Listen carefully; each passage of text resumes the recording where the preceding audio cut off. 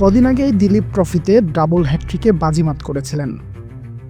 আইপিএলের নিলামে তাকে নিয়ে আগ্রহ ছিল অনেকেরই, কিন্তু নিজের ভিত্তিমূল্য ৩০ লাখ টাকা ঠিক করা আকিবের দাম ২৮ গুণ বেড়ে যাবে, সেটা কি তিনিও ভেবেছিলেন? জম্মু কাশ্মীরের এই পেসারের নাম উঠতেই Rajasthan Royals, Royal Challengers Bengaluru ও সানরাইজার্স হায়দ্রাবাদ কোমর বেঁধে নেমে পড়ে তার জন্য।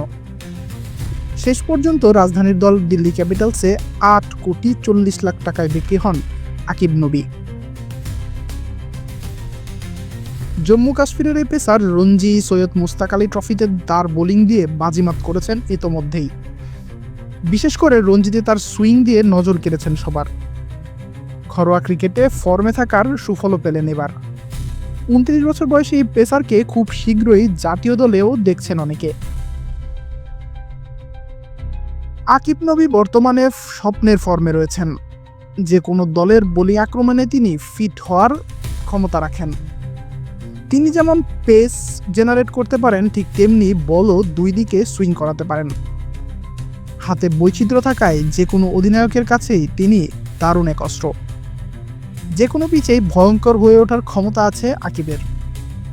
পাওয়ার প্লে কিংবা ডেথ ওভার, সব জায়গায় নিজের সামর্থ্যের প্রমাণ দিয়েছেন ঘরোয়া ক্রিকেটের অন্যান্য টুর্নামেন্টগুলোতে।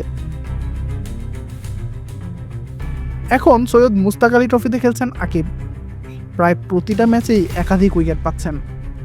সবশেষ বিহারের বিরুদ্ধে ম্যাচেও ৪টি উইকেট নেন তিনি। এর আগে রঞ্জি ট্রফিতে হায়দ্রাবাদ, দিল্লি, রাজস্থানের মতো বড় দলের বিপক্ষে নজর কাড়া বোলিং করে বোলিং সেন্সেশনে পরিণত হন আকিব। অনেকে তো তাকে ভারতের পরবর্তী মোহাম্মদ শামিও বলছেন। যদিও এর আগে উমরান মালিক সহ আরও অনেক পেসার হাইপ নিয়ে এসে সেই হাইপের প্রতি সুবিচার করতে পারেননি। এবার তাই আকিবের দিকেই অনেকের চোখ থাকবে। আশিকুর রহমান শান্ত, ডি স্পোর্টস।